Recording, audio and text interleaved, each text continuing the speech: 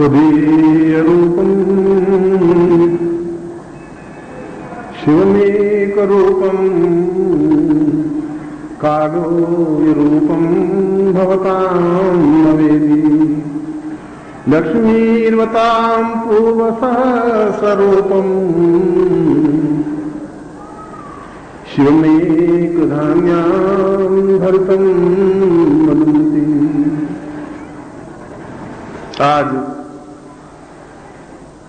शिवरात्रि के पावन पर्व पर जब एक साधक और शक्ति का समन्वय का दिन है, जहां एक माया और एक ब्रह्म का परस्पर मिलने का, स्वयंवर रचाने का दिन है, वह दिन जब अपने आप में एक माया का आवरण हटा करके पूर्ण ब्रह्म के दर्शन करने की सामर्थ्य प्राप्त करने का दिन है, ऐसे इस शिवरात्रि के अवसर पर मैं भगवान महाकालेश्वर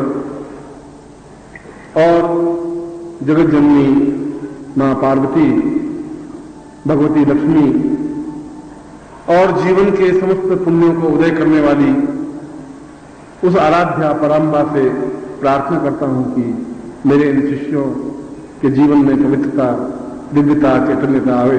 ऐसा ही आपको आशीर्वाद दे रहा है।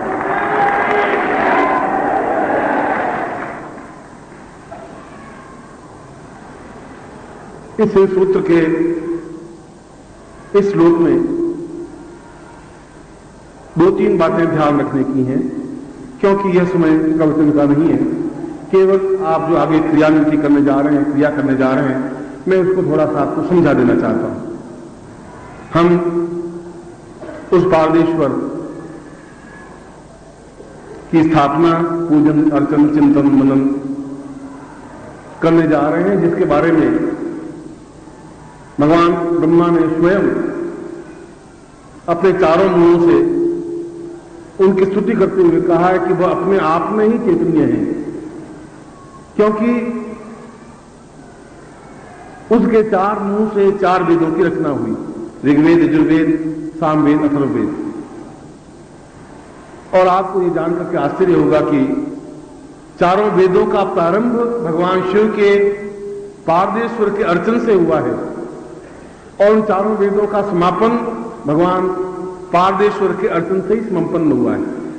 यह एक विचित्र सत्य है, तथ्य है कि अगर हम यजुर्वेद को प्रारंभ करें, इखेतवोर जेत्वाम वायो सदेवो सविता, तो उन्होंने सबसे पहले इस बात की स्तुति की है कि मैं जो समस्त संसार का वीर्य है, ब्रह्म है, चैतन्यता है, उज्ज्वलता है, प्रखरता है, प्रकाश है, उस प्रकाश को समग्र भूत से पूंजीभूत करके जिस पिंड की रचना हुई है, वह अपने आप में पारदेश्वर है।